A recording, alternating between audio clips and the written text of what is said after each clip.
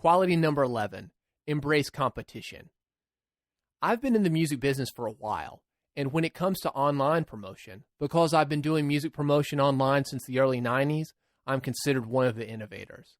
During that time, plenty of people who do something similar to what I do have come and gone, and lately, they've been coming and coming and coming. Everybody thinks they can market music. As a musician, you've probably been dealing with the same thing. Let's face it, knockoffs are part of the game. I don't get pissed about knockoffs for three main reasons, though. One, I have no monopoly on helping independent bands.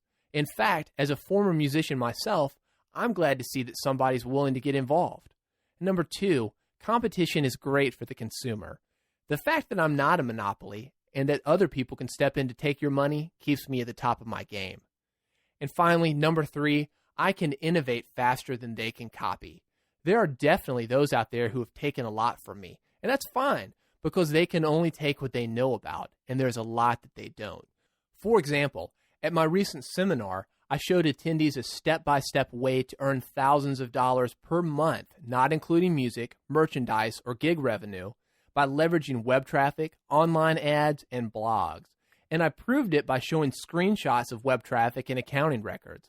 I showed them how to have their pages instantly indexed by Google, Yahoo, and other search engines. Meanwhile, other music business events are busy talking about the same thing every other music business event talks about.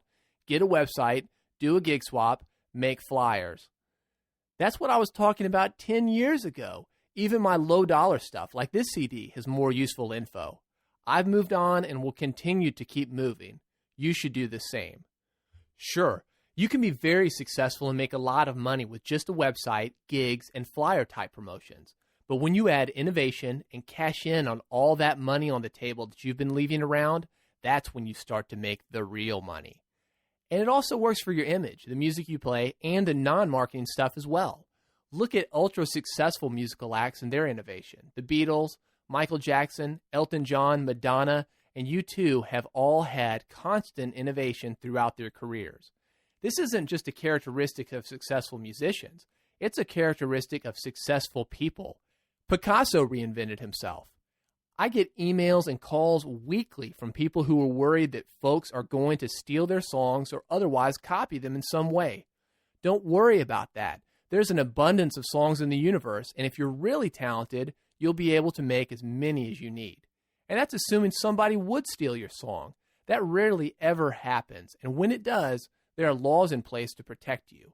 Anyway, you're far more likely to have a song that is never heard than to have somebody steal one that is.